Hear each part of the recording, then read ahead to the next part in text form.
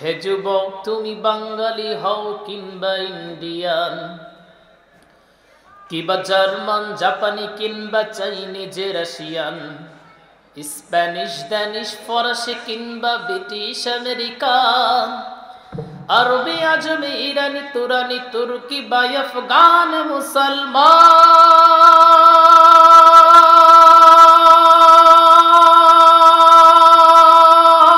তুমি তো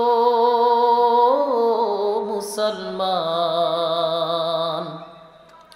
হে যুবক, তুমি বাঙালি হও কিংবা ইন্ডিয়ান, কিবা জার্মান, জাপানি কিংবা চাইনিজ, রাশিয়ান, স্প্যানিশ, ড্যানিশ, ফরাসি কিংবা ব্রিটিশ আমেরিকান, আরবি, আজমি, ইরানি, তুরানি, তুর্কি বা আফগান মুসলমান, তুমি তো মুসলমান। ঠিক কিনা? আমাদের পরিচয় কি? সবাই বলেন, পরিচয় কি? আমার ভাইরা, আমার বন্ধুগণ, কোরআন কারীমের ভিতরে এমন কোন দিক নাই, এমন কোন বিভাগ নাই যেই সাবজেক্টের উপরে আল্লাহ কথা বলেন নাই।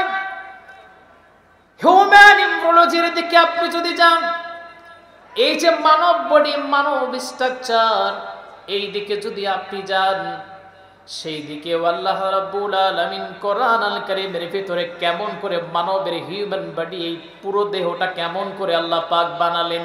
সবচেয়ে তাজ্জবের বিষয় হলো সূরা আল ইমরানের ভিতরে আল্লাহ পাক বলেন, হুয়াল্লাযী ইউসাউবিরুকুম ফিল আরহামি কাইফা ইয়াশাউ লা ইলাহা ইল্লা হুয়াল আজিজুল হাকীম। সবাই বলি আল্লাহু আকবার। আল্লাহ পাকের এই আয়াতটা কোরআন থেকে যখন আমি পড়ি, আল্লাহর কোরআন আল কারীমের ভিতরে আল্লাহ পাক জানিয়ে দিচ্ছেন এটা হলো আল্লাহর কথা। আল্লাহ পাক বলেন, তোমার মায়ের পেটের ভিতরে বান্দা, এই যে তোমার মুখের স্ট্রাকচার, মায়ের পেটের ভিতরে তোমাকে কেউ বানায় নাই, মায়ের পেটের ভিতরে একমাত্র যিনি আমাকে আপনাকে বানিয়েছেন, সবাই জবান খুলে বলেন তিনি কে? আমার ভাইরা, আমার বন্ধুগণ, রব্ব কারীম কোরআন আল কারীমের মধ্যে সুন্দর করে সেই বান্দাকে শিখাচ্ছেন, আর রাহমানু আল্লামাল কুরআন খালাকাল ইনসানা আল্লামাহুল বায়ান। সবাই বলে আল্লাহু আকবার। আল্লাহ পাক বলেন, আর রহমান, দয়াময় আল্লাহ, আল্লামাল কুরআন, যিনি কোরআন শিক্ষা দিয়েছেন। কোরআন শিক্ষা দিয়েছেন। পৃথিবীতে কেউ কোরআন শিক্ষা দেয় নাই। সবাই জবান খুলে বলেন, যিনি কোরআন শিক্ষা দিয়েছেন তিনি কে? এরপরে আসেন সেই হিউম্যান এমব্রিওলজি সম্পর্কে। আল্লাহ পাক বলেন, খলাকাল ইনসান, তিনি মানুষকে সৃষ্টি করেছেন। দুনিয়ার কেউ আমাদেরকে বানায় নাই, একমাত্র আমাকে আপনাকে আল্লাহ পাক বানিয়েছেন। আল্লাহ পাক বলেন, এমন কোন নিয়ামত নাই বান্দা তোমাকে দিয়ে আমি আল্লাহ পাক সেটা পূরণ করি, এমন কোন নিয়ামত আমি আল্লাহ পাক তোমারে দেই নাই। ও বান্দা, তুমি যেই দিকে তাকাবা সেই দিকে আমি আল্লাহ পাক তোমার জন্য নিয়ামত রেখে দিয়েছি। সেই নিয়ামতগুলো হলো, আল্লাহ পাক বলছেন, আশ-শামসু ওয়াল কমারু বিহুসবানি ওয়ান নাজমু ওয়াশ-শাজারু ইয়াসজুদান। এই যে তোমাদের উপকারের জন্য চন্দ্র এবং সূর্যকে আমি নির্ধারিত একটা কক্ষপথে রেখে দিয়েছি। আল্লাহ পাক বলছেন, এই যে সূর্য, এই যে চন্দ্র তোমরা দেখতে পাও, ওয়ান নাজমু ওয়াশ-শাজারু ইয়াসজুদান। সবাই জবান খুলে বলেন, আপনারাও যেমন নামাজ আল্লাহরে সিজদা করেন, তেমন করে চন্দ্র, নক্ষত্র ও সূর্য একমাত্র আল্লাহরে সিজদা দেয়। জোরে কোন সুবহানাল্লাহ। আমার ভাইরা, আমার বন্ধুগণ, সেই সূর্য নিয়ে আমি কথা বলতেছিলাম। কিয়ামতের দিন যখন সূর্য মানুষের মাথার আঘাত করে চলে আসবে, কিতাবের ভিতরে আসছে 2 মাইল দূরে, কিছু কিছু কিতাবের ভিতরে অন্য অন্য বর্ণনার ভিতরে অন্য রকম আসছে।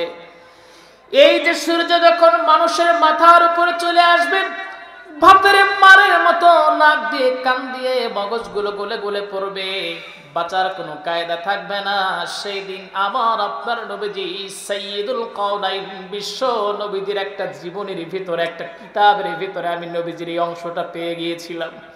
আল্লাহর নবীর স্ত্রী হযরত আয়েশা রাদিয়াল্লাহু তাআলা আনহা মাঝে মাঝে নবীজির দেহে তেল লাগাতেন। একদিন প্রশ্ন করলেন, হে রাসূল, আমি আপনার দেহে তেল লাগানোর সময় একটা জিনিস দেখি, সেটা হলো নবীজি আপনার পিঠ মোবারকের সঙ্গে সঙ্গে দেহে অঙ্গ প্রত্যঙ্গের উপরে নবীজি কালো কালো দাগ হয়ে আছে, এগুলো কি নবী? আমি একটু জানতে চাই। আল্লাহর নবী বললেন, আয়েশা রে, তুমি জানতে চাও? এই দাগগুলো এমনি এমনি হয় না। তায়েফের ময়দানে কোরআনের দাওয়াত নিয়ে আমি গিয়েছিলাম।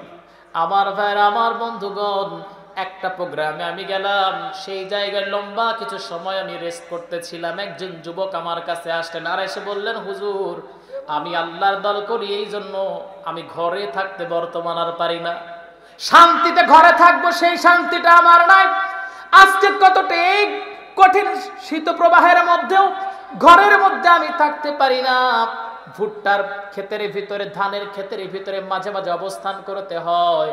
আমি তখন ভাইটাকে বসালাম আর তাকে সান্ত্বনা দিয়ে বললাম, ভাই আমার নবীজি তো কোরআনের দাওয়াত নিয়ে নবীজি গিয়েছিলেন, হকের উপরে নবীজি ছিলেন। কালেমার দাওয়াত নিয়ে নবীজি যাওয়ার পর তায়েফের মানুষের, সাকিফ গোত্রের মানুষেরা নবীজির কোনো কথাই তারা শোনেন নাই, বরঞ্চ আমার আপনার নবীজির পিছনে তারা পাগল বলে যুবকদেরকে লেলিয়ে দিয়েছে। আমার ভাইয়েরা, আমার নবীজি যখন রাস্তা দিয়ে হেঁটে যাচ্ছিলেন, সঙ্গে সঙ্গে তায়েফের যুবকেরা পাথরগুলো নিয়ে নবীজির দেহের দিকে মারতেছিল রে। আমার আপনার নবীজির দেহ মোবারক থেকে যখন রক্তগুলো ঝরে ঝরে পড়ে যায়, সেই রক্ত যখন নবীজির দেহ থেকে প্রচুর পরিমাণে পড়ে গেল, নবীজি হযরত আয়েশাকে এইটা শোনাচ্ছিলেন আর বলতেছিলেন, আয়েশা শোনো, এই দাগ এমনি এমনি হয় না। ওই তায়েফের যুবকেরা আমার দেহের মধ্যে এমন বড় বড় পাথরগুলো যখন মেরেছে, আমি নবীজির দেহের মোবারক থেকে চামড়াগুলো ফেটে রক্ত ফিনকি দিয়ে পড়ে গেছে। আমার জুতা মোবারক আমার পায়ের সঙ্গে একদম আটকে ধরেছে, এমন করে লেগে গেছে যেটা ছাড়তে চায় না।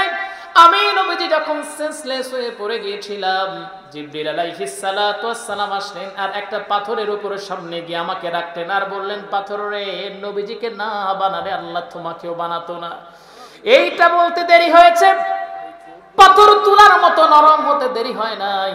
আমার ভাইয়েরা, আমার বন্ধুগণ, নবীজি মাঝে মাঝে স্ত্রীকে শোনাতেন, আয়েশা, তায়েফের আর উহুদের দিনটাকে কোনোদিন আমি ভুলতে পারি না। এত কষ্ট তায়েফে আমি পেয়েছি, এত কষ্ট উহুদে পেয়েছি, অন্য কোথাও আমি পাই নাই। আমার ভাইরা, আমার বন্ধুগণ, আমরা কি ঈমান আনলাম নবীজির জীবনের মতো আজকে আমাদের জীবনে একটা তায়েফ আসলো না? কি ঈমান আনলাম আজকে আমাদের জীবনে এখন পর্যন্ত বদর আসলো না, উহুদ আসলো না? আমার ভাইয়ের, আমার বন্ধুগণ, তায়েফের ময়দানে নবীজির দেহ মোবারক থেকে যখন রক্ত ঝরে ঝরে নবীজি যখন সেন্সলেস হয়ে পড়ে গিয়েছিলেন, আল্লাহর নবী, বিশ্ব নবী হযরত আয়েশাকে বললেন, আয়েশা, এই যে তায়েফের কথা তোমাকে শোনাচ্ছি, ওই দাগগুলো আমার পিঠের সঙ্গে লেগে গেছে। আমার ভাইয়ের, আমার বন্ধুগণ, জিবরিল আলাইহিস সালাতু ওয়াস সালাম নবীজির সামনে এসে দাঁড়িয়ে বলছেন, হে রাসূল, আপনি যদি একটা বারের জন্য নবী বলেন তায়েফের মানুষদেরকে পাহাড় চাপা দিয়ে মেরে ফেলে দিব। আল্লাহর নবী ডেকে বললেন, জিবরিল, তুমি যদি এদেরকে মেরে ফেলে দাও, তাহলে যে আমি আমার দায়িত্ব নিয়ে আসছি, কালেমার প্রচার আমি কার কাছে করব? কে পড়বে লা ইলাহা ইল্লাল্লাহু মুহাম্মাদুর রাসূলুল্লাহ। হাজার ব্যথা বেদনার পরে ফিরে আসনি তুমি আপন ঘরে, দিনের আলো তুমি ছড়িয়ে দিতে চলে গেলে মদিনায় মক্কা ছেড়ে। হে রাসূল, তোমাকে ভুলি আমি কেমন করে? খেয়ে না খেয়ে দিন প্রচারের কাজে নিজেকে দিয়েছ বিলিয়ে, তায়েফের কাফেরেরা চিনল না আলো, দুষ্টু ছেলেদের পিছু দিল লেলিয়ে। পাথরের আঘাতে ক্ষত বিক্ষত হয়ে সারা শরীর থেকে রক্ত ঝরে হে রাসূল, তোমাকে ভুলি আমি কেমন করে। সবাই বলি আল্লাহু আকবার। না, আর একটু জোরে বলেন আল্লাহু আকবার। আমার ভাইরা, আমার বন্ধুগণ, হযরত আয়েশা কি বললেন, আয়েশা রে, ওই যে দাগ আমি নবীজির দেহ থেকে আজও মুছে যায় নাই। কিয়ামতের দিন কণ্ঠ কাকিরের ময়দানে যেদিন সূর্য মানুষের মাথার আধা উপরে চলে আসবে, ওই দিন আমি নবী আমার দেহ মোবারক থেকে চাদরখানা সরিয়ে দিয়ে বলবো, আল্লাহ, আমি সাইয়্যিদুল কাওনাইন বিশ্ব নবীর যদি জীবনের কোনো আমল তোমার পছন্দনীয় না হয়, আয় আল্লাহ তাআলা, আমি নবীজি ওই তায়েফের ময়দানে তোমার কালেমার দাওয়াত নিয়ে গিয়েছিলাম। ওই তায়েফের ময়দানে কালেমার দাওয়াত নিয়ে যাওয়ার কারণে আমাকে যে পরিমাণে অত্যাচার করা হয়েছিল, আমার দেখে চামড়া মোবারক ফেটে গিয়েছিল। আয় আল্লাহ তাআলা, আজকের এই কণ্ঠকাকীর ময়দানে ওই তায়েফের কষ্টর দিনের কথা মনে করে হলেও আমার গুনাহগার উম্মতরে তুমি মাফ করে দাও। জোরে কোন সুবহানাল্লাহ। চলতা হুঁ মে বিকাফিল ওয়ালো রুকো জরা,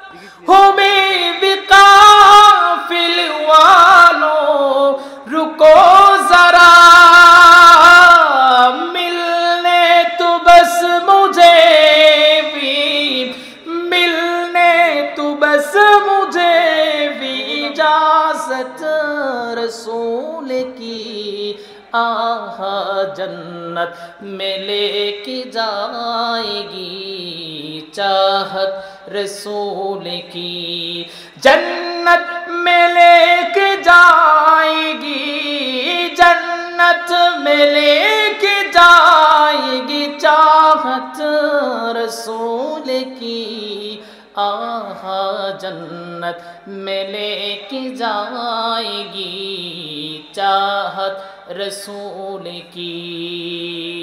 কেউ জবান বন্ধ রাখবেন না, জবান খুলে বলেন না আল্লাহু আকবার। আল্লাহু আকবার।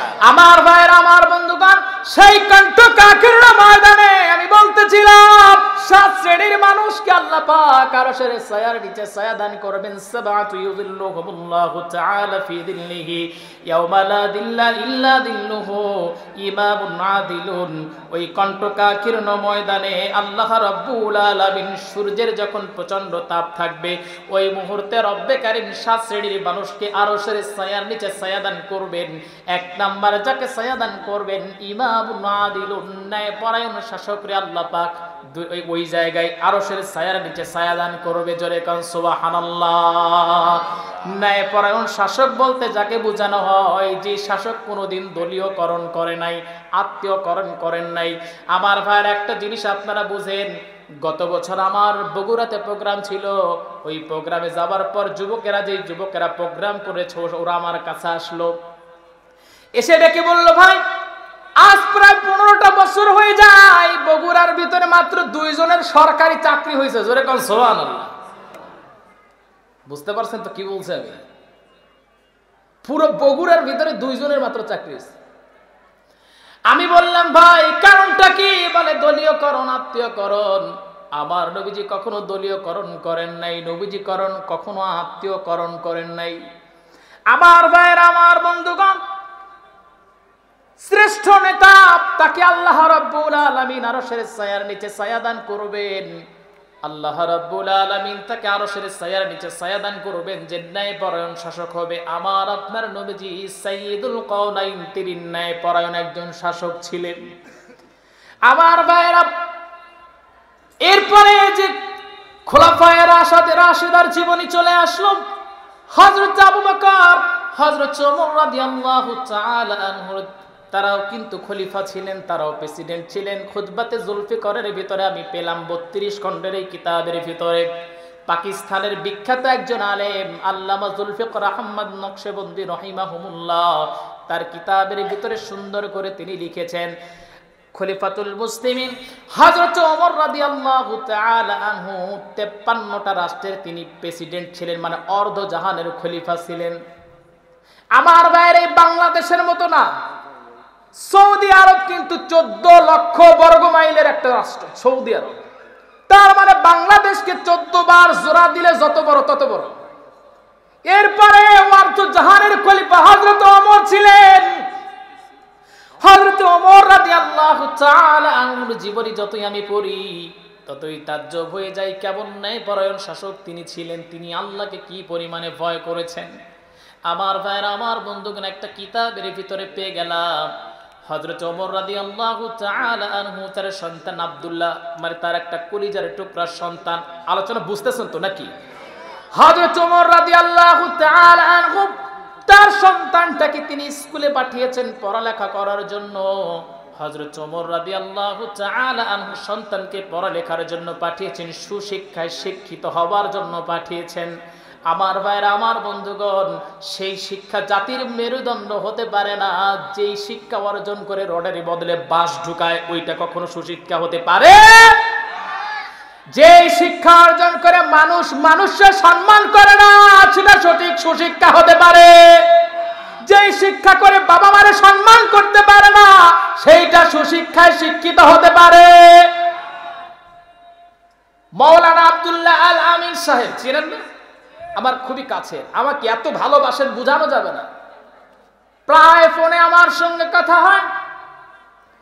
ওনার একটা আলোচনায় আমি শুনেছি, গাজীপুর ওনার প্রোগ্রাম ছিল, একটা বৃদ্ধাশ্রমের পাশ দিয়ে তিনি যাচ্ছিলেন। তো তিনি ভাবলেন আমি একটু বৃদ্ধাশ্রমের ভিতর থেকে ঘুরে আসি। আব্দুল্লাহ আল আমিন ভাই বলেন, আমি যখন ভিতরে প্রবেশ করলাম, একজন মুরব্বী ব্যাংকার তিনি ছিলেন, বাংলাদেশ ব্যাংকের তিনি অফিসার ছিলেন। ওই লোকটা আমার কাছে আসলো, আমাকে জড়িয়ে ধরলো, বাবা আব্দুল্লাহ আল আমিন, আমার তিনটা ছেলে আজকে বড় শিক্ষায় আমি শিক্ষিত করছি, কিন্তু সুশিক্ষা তাদের দিতে পারি নাই। আজকে একটা সন্তান যদি তোমার মতো আব্দুল্লাহ আল আমিন বানাতাম, আজকে আমার এই বৃদ্ধাশ্রমে আসা লাগতো না। আমার ভাইরা, আমার বন্ধুগণ, কিছুদিন পূর্বে একটা ভিডিও দেখে চোখের পানি আমার পড়ে গেল। দুইজন ভাই, বড় ভাইটা একটু অটিস্টিক টাইপের, কিন্তু ছোট ভাইটা খুব মেধাবী এবং চালাক। বাবা ছিল একজন ব্যাংকার। বাবা যখন মারা যায়, ছোট ছেলেটা ওই জমি জমান লিখে না নিতে পারার কারণে বাবার লাশ একটা দিন করে বাসায় বাহিরে ফেলে রাখছে, মাটি দেয় নাই। একটাবার চিন্তা করেন, আপনি আপনার সন্তানদের কোন শিক্ষা দেন, যেই শিক্ষা অর্জন করে আপনার বৃদ্ধাশ্রমে রাখার সম্ভাবনা আছে? আমার ভাইয়ের, আমার বন্ধুগণ, অনেকে আমাদেরকে বুঝায়, হুজুর নবীজি তো বলেছেন শিক্ষা অর্জন করার জন্য প্রয়োজনে চীন দেশে যাও। নবীজি এটা একটা উদাহরণ দিয়েছেন মাত্র, কিন্তু কোন শিক্ষা? প্রয়োজনে কোরআনের শিক্ষা। কারণ কোরআন যখন পড়বে, সন্তান কখনো বাবা মার অবদ্ধ হবে না, ঠিক কিনা? ছেলে আবার মস্ত মানুষ, মস্ত অফিসার, মস্ত ফ্ল্যাটে যায় না, দেখায় পারে ওপার, নানান রকম জিনিস আর আসবাব দামি দামি, সবচেয়ে কম দামি ছিলাম একমাত্র আমি। ছেলে আবার আমার প্রতি অগাধ সম্ভ্রম, আমার ঠিকানা তাই বৃদ্ধাশ্রম, ঠিক না? আমার ভাইয়ের, আমার বন্ধুগণ, এই জন্য ছেলেটাকে কোরআন শিখান। কোরআনটা যদি আপনার ছেলে পড়ে, তাহলে আপনার জীবনটা ধন্য হয়ে যাবে। আমি আমার কথাটাই যদি বলি, আমি প্রত্যেকটা প্রোগ্রামে গিয়ে বলি, আরে আমার বাবা তো একজন স্কুল মাস্টার মাত্রই ছিলেন, তেমন কোনো বেতন তিনি পাইতেন না। একটা স্কুল মাস্টার, অ্যাসিস্ট্যান্ট হেডমাস্টার, তিনি কয় টাকা বেতন পায় বলেন? তেমন কোনো অর্থ সম্পদ নাই, জমি জমা নাই, মাত্র ওই বাড়িটা আমার বাবা করেছেন। কিন্তু আমি গর্বের সহিত বলি, আমার বাবা কোনো কিছু করতে না পারলেও একটা কাজ করেছে আমার মতো। আমি যদিও গুনাহগার, আমি যদি খারাপ একজন ছেলে, কিন্তু আমার বাবা তো একজন আলেম তৈরি করছেন। যখন মারা যাবে, আমি তো সবার সামনে দাঁড়ায় একটু বলতে পারবো, আমার বাবার জন্য বাবারে মাফ করে দিন।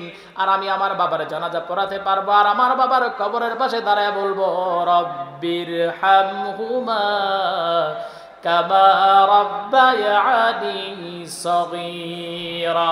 আল্লাহর নবী বলেন, কোন সন্তান যদি মা আর বাবার জন্য যদি এমন করে দোয়া করে, সেই মা বাবার কবরগুলো আল্লাহ রাব্বুল আলামিন জান্নাতের বাগান বানায়া দেন। জোরে কোন সুবহানাল্লাহ। আমার ভাইরা, আমার বন্ধুগণ, হযরত ওমর রাদিয়াল্লাহু তাআলা আনহু তার সন্তান আব্দুল্লাহকে স্কুলে পাঠাতে ছিলেন। আজকে দুঃখ আর পরিতাপের বিষয় হলো বাংলাদেশের সবচেয়ে গুরুত্বপূর্ণ একটা বিষয়, সেটা হলো ট্রান্সজেন্ডার। আপনারা জানেন না? ক্লাস 7 এর শিক্ষার ভিতরে, বইয়ের ভিতরে শরীফ থেকে শরীফার একটা গল্প দেওয়া হয়েছে। এখানে বোঝানো হচ্ছে সমকামিতা বাংলাদেশে তেমন একটা বিষয়ই না। পশ্চিমাদের এই কাজগুলো আজকে খুব কৌশলে বাংলাদেশের শিক্ষা ব্যবস্থার ভিতরে ঢুকায় দেওয়া হচ্ছে। আমাদের কলিজার টুকরা ভাই ডক্টর মিজানুর রহমান আল আজহারি তিনি বলেছেন, আমি তার কথাটা এতই ভালো লাগছে আমার। ভাই বললেন যে কোন শিয়াল যদি মনে করে যে আমি আজ থেকে মুরগি হয়ে গেলাম, তাহলে কি আমারে মুরগির খাঁচার ভিতরে আমারে রাখবেন? আচ্ছা, আমি রুহুল আমিন যদি বলি যে আজকে থেকে আমি রুহুল আমিন মনে করতেছি না, আমি রুহুলি মনে করতেছি, তাহলে আমারে গার্লস স্কুলের ভিতরে পড়তে দিবেন? সেইটা যদি না হয়, তাহলে শরীফ থেকে শরীফা কেমন করে হয়? এইটা কখনো মুসলমান মানতে পারে? আমার ভাইরা, সবচেয়ে কষ্টের বিষয় কি জানেন? এগুলোর পক্ষেও বাংলাদেশের সাপোর্টার অনেক আছে। আমরা এগুলো চাই না। আমরা চাই বাংলাদেশে এমন শিক্ষা দেওয়া হোক যে শিক্ষা অর্জন করে একটা ছেলে মানুষের মতো মানুষ হয়। যেরকম ঠিক কিনা? আমার ভাইরা, আমার বন্ধুগণ, ওমর রাদিয়াল্লাহু তাআলা আনহু তার সন্তান আব্দুল্লাহকে যখন স্কুলে পাঠালেন, আব্দুল্লাহ স্কুলে তিনি গেলেন। স্কুলে গিয়ে যখন ক্লাস শুরুর পূর্বে আব্দুল্লাহ হযরত হুসাইন রাদিয়াল্লাহু তাআলা আনহু নবীজির নাতি তার সঙ্গে খেলা করতেছিলেন। হযরত হুসাইন বারবার আব্দুল্লাহর কলম কারা দিয়ে তিনি জমিনের ভিতরে তিনি ফেলে দিচ্ছিলেন, আর ডেকে বলছিলেন, ও আব্দুল্লাহ, এই কলমটা আমাকে তুলে দাও। আব্দুল্লাহ রাদিয়াল্লাহু তাআলা আনহু বারবার তিনি কলমখানা হুসাইনের হাতে তুলে দিচ্ছিলেন। একের পর এক যখন 3-4 বার হয়ে গেল, এইবার তিনি বললেন, হুসাইন, তুমি কি আমাকে চাকর পেয়েছো নাকি? ও হুসাইন, তুমি কি আমাকে গোলাম পেয়েছো নাকি? তুমি বারবার কলমখানা জমিনে ফেলে দাও, আমাকে তুলতে বলো, কারণটা কি? আমারে কেন তো খাটাচ্ছ, তো কষ্ট দিচ্ছ? হযরত হুসাইন রাদিয়াল্লাহু তাআলা আনহু ডেকে বললেন, তুমি শুধু গোলাম নও, তোমার বাবাও গোলাম, চাকরের বাচ্চা, তুমি চাকর। আব্দুল্লাহর মাথা গরম হয়ে গেছে, কারণ আমার বাবা একটা রানিং প্রেসিডেন্ট, অর্ধ জাহানের খলিফা, আমাকে চাকরের বাচ্চা, চাকর বলে গালি দেওয়া হলো। ও হুসাইন, তুমি আমাকে গালি দাও, মেনে নিব, কিন্তু আমার বাবাকে তুমি গালি দাও, কখনো আমি মেনে নিব না। আমার ভাইয়ের, আপনার বাবারে যদি কেউ গালি দেয়, আপনি মেনে নিবেন নাকি? সবাই বলেন মেনে নিবেন? তারপরেও একটা কথা বলি, যদি আমাকে গালি দেন মেনে নেব, আমার বাবারে গালি দেন আমরা না মানলেও মেনে নিব, মারে গালি দেন না মানলেও মেনে নিব।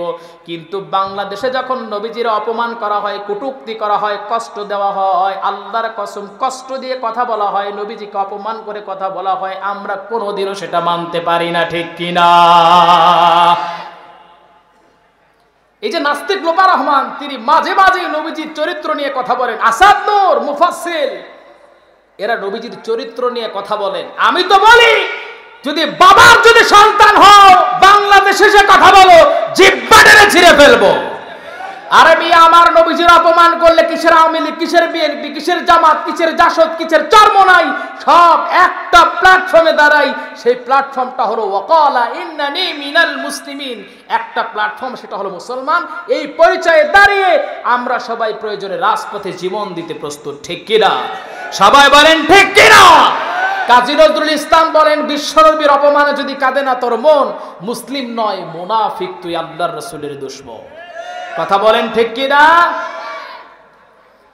আমার ভাইরা, আমার বন্ধুগণ, হুসাইন রাদিয়াল্লাহু তাআলা আনহু এইবার বললেন, ও আব্দুল্লাহ, তুমি শুধু চাকর নও, তোমার বাবাও চাকর।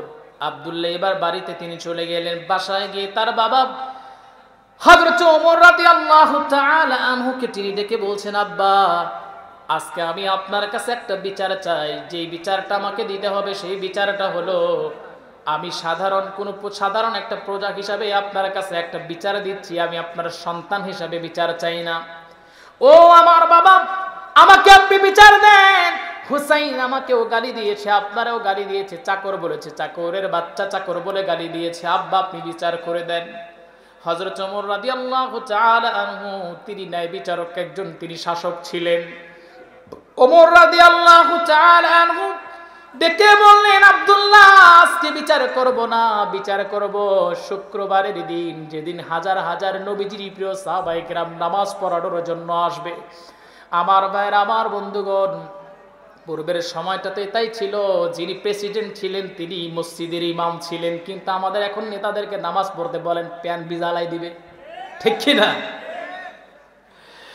হযরত আব্দুল্লাহ যখন এই কথা বললেন, হযরত ওমর রাদিয়াল্লাহু তাআলা আনহু শুক্রবারের দিন তিনি বিচারের জন্য নির্ধারণ করে দিলেন সময়টা। হযরত ওমর রাদিয়াল্লাহু তাআলা আনহু মসজিদে নববীর ভিতরে, মসজিদে নববীর মিম্বারের উপরে তিনি বয়ান রাখলেন, খুতবা করলেন। এরপরে বললেন, হুসাইন তুমি আছো নাকি? হুসাইন রাদিয়াল্লাহু তাআলা আনহু দাঁড়ালেন, দাঁড়িয়ে বলছেন, লাব্বাইক ওয়া সাদাইক ইয়া খলিফাতুল মুসলিমিন, আমি আছি, হাজির আছি। হযরত ওমর রাদিয়াল্লাহু তাআলা আনহু ডেকে বললেন, হুসাইন তুমি নাকি বলেছো আমার সন্তান আব্দুল্লাহরে তুমি চাকর বলেছো, চাকরের বাচ্চা চাকর বলেছো। হযরতে হুসাইন রাদিয়াল্লাহু তাআলা আনহু তিনি খুব চতুর একজন বালক ছিলেন, মেধা সম্পন্ন বালক ছিলেন। তিনি ডেকে বললেন, খলিফাতুল মুসলিমিন একটু বুকে হাত রেখে আপনি বলেন, আপনি কি আমার নানা সাইয়্যিদুল কাওনাইন বিশ্ব নবীর চাকর আপনি ছিলেন না?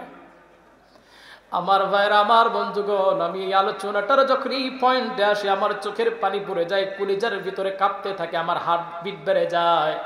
কারণটা হলো কিয়ামতের কণ্ঠকাকীর্ণ ময়দানে আমার আপনার নবীজি যদি না বলেন এই মানুষটাই গোলামটা আমার গোলাম ছিল না, আমার উম্মত ছিল না, আল্লাহর কসম আমার চাকর ছিল না, এইটা যদি বা বলে নবীজি যদি স্বীকৃতি না দেন বাঁচার কোনো উপায় থাকবে না, ঠিক কিনা?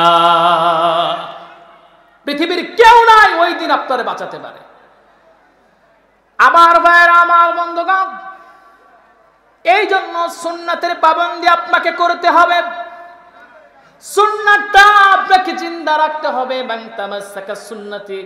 তামাসসাকা সুন্নতি ইনদা ফাসাদি উম্মতি ফালাহু আজরু মিয়াতি শাহীদ। আল্লাহর নবী বলেন, কেউ যদি একটা সুন্নাতকে জীবিত করলো, মরা সুন্নতকে জীবিত করলো, আল্লাহ পাক তার 100 গলা কাটা শহীদের সওয়াব তার আমলনামায় দিয়ে দিবে। জোরে কোন সুবহানাল্লাহ। খাবার পরে মিষ্টি খাওয়া সুন্নত, এই সুন্নত মানতে আমাদের কোনো সমস্যা নাই। নামাজের পূর্বে পাগড়ি বাঁধবেন, এই সুন্নত বাঁধবেন, কোনো সমস্যা নাই। কিন্তু যখন আপনি বলবেন আমার আপনার নবীজি কোরআন দিয়ে সমাজ চালিয়েছেন, রাষ্ট্র পরিচালিত করেছেন, তখন আপনাকে বলা হবে রাজাকার, ঠিক কিনা? কষ্ট হচ্ছে? একটু হক কথা বলবো নাকি? ইনশাআল্লাহ। আমার ভাইরা, আমার বন্ধুগণ, নবীজি কোরআন দিয়ে সমাজ চালিয়েছেন, এইটা মরে গেছে, এই সুন্নাতটাকে আপনি জীবিত করেন, 100 গলা কাটা শহীদের সওয়াব আপনার আমলনামায় আল্লাহ পাক দিয়ে দিবেন। হযরত ওমর রাদিয়াল্লাহু তাআলা আনহু যখন এই কথা শুনলেন আর বললেন, হুসাইন তুমি বললা আমি নাকি আমার নবীজির চাকর ছিলাম, গোলাম ছিলাম, একটু বলো তুমি কি একটু খাতার উপর লিখে দিতে পারবা নাকি? সঙ্গে সঙ্গে হুসাইন রাদিয়াল্লাহু তাআলা আনহু তিনি বললেন, কাগজ আর কলম নিয়ে আসেন। খেজুরের পাতা নিয়ে আসা হলো। হযরত ওমর রাদিয়াল্লাহু তাআলা আনহু সেই খেজুরের পাতার উপরে, খাতার উপরে হযরত হুসাইন রাদিয়াল্লাহু তাআলা আনহু তিনি লিখে দিলেন, হযরত ওমর রাদিয়াল্লাহু তাআলা আনহু আমার নানার যিনি চাকর ছিল। হযরত ওমর রাদিয়াল্লাহু তাআলা আনহু এইবার তিনি দাঁড়ালেন, দাঁড়িয়ে বলছেন, ও নবীজির হাজার হাজার সাহাবীরা শুনে নাও, আমি অসংখ্যবার দেখেছি আমার নবীজি সাইয়্যিদুল কাওনাইন তার ঠোঁট মুবারক দিয়া হুসাইনের ঠোঁটে চুমু লাগাইছেন। আমি অসংখ্যবার দেখেছি আমার নবীজি তার ঠোঁট মুবারক দিয়া হুসাইনের গালে চুমু লাগাইছে। হুসাইন তার ঠোঁট দিয়া, তার জবান দিয়া বেল করেছে আমি নাকি নবীজির গোলাম ছিলাম। আজকের এই ভরা মজলিসের ভিতরে আমি আমার সন্তানের বিচারটা করে দিয়েছি। আব্দুল্লাহ ডেকে বলে, আব্বাজান কই বিচার করলেন? হুসাইন রে তো আপনি মারলেন না। হযরত ওমর রাদিয়াল্লাহু তাআলা আনহু বলেন, বাবা রে বিচার তো আমি করে ফেলেছি, এই যে কাগজখানা দেখতে পাও এই যে খেজুরের পাতাখানা দেখতে পাও, আমি যেদিন দুনিয়া থেকে বিদায় হয়ে যাব সেই দিন বাবা আমার কাপড়ের ভিতরে এইটা ঢুকাইয়া দিবা। কারণ আমি ওমর যেদিন আমার রবের সামনে আমার জীবনের হিসাব যখন দেওয়ার জন্য দাঁড়াবো, ওই দিন আল্লাহ যখন আমাকে বলবে ওমর তোর নামাজ কবুল হয় নাই, তোর হজ, তোর যাকাত, তোর রাষ্ট্র পরিচালনা করা কোনোটাই পছন্দ হয় নাই, ওই দিন আমার বাঁচার কোনো কায়দা থাকবে না, বাঁচার কোনো উপায় থাকবে না। ওই দিন আমি আমার কাপড়ের ভিতরে থেকে এই চিঠিখানা আল্লাহর সামনে তুলে দিয়ে বলবো, রব্বে কারীম তুমি দেখো তোমার নবীজি সাইয়্যিদুল কাউনাইন রাহমাতাল লিল আলামিন তার ঠোঁট মোবারক দিয়া হুসাইনের গালে চুমো লাগাইছে, ঠোঁটে লাগাইছে চুমা, জবানে চুমো লাগাইছে। আয় আল্লাহ তাআলা, আমি ওমরের কোনো কিছু যদি তোমার কবুল আর মঞ্জুর না হয়, এই কাগজের দিকে তাকায়া হলেও আমি ওমরে তুমি আজকে মাফ করে দাও। জোরে কোন সুবহানাল্লাহ, আর একটু জোরে জোরে কন্না সুবহানাল্লাহ। কঠিন হাসরের দিনে আখেরি নবীজি বিনে পাপী উম্মতকে করিবে পার, আর পাপী উম্মত কে করিবে পার। যত আল্লাহর নবী রবে নফসি নফসি বলবে সবে, কাঁদবে সবে হয়ে আলাচার। নাহারে কঠিন সেই নিদান, মায় চিনবে না গর্ভের সন্তান, স্বামী না চিনিবে পরিবার। বাঁচাও বাঁচাও উঠবে ধ্বনি সেই দিন নবীর গুণমণি, বাঁচাও বাঁচাও উঠবে ধ্বনি সেই দিন নবীর গুণমণি। উম্মত বনে করিবেন চিৎকার, পাপী উম্মতকে করিবে পার, আর পাপী উম্মত কে করিবে পার। নবী বলবেন আবু বকর তুমি লাও দোজখের খবর, উম্মত যায় দোজখে আমার। কোথায় আমার ওসমান গনি, তুমি লাও কাউসারের পানি, উম্মতের করাও না আহার। পুলসিরাতের কঠিন পুলে হযরত আলী যাও না চলে, ওমর লও মিজানের পাল্লার ভার। পাপী উম্মতকে করিবে পার, আর পাপী উম্মত কে করিবে পার। কেউ জবান বন্ধ রাখবেন না, জবান খুলে বলেন না আল্লাহু আকবার। আর একটু জোরে বলেন আল্লাহু আকবার। একটু মুহাব্বতে জিকির করি লা ইলাহা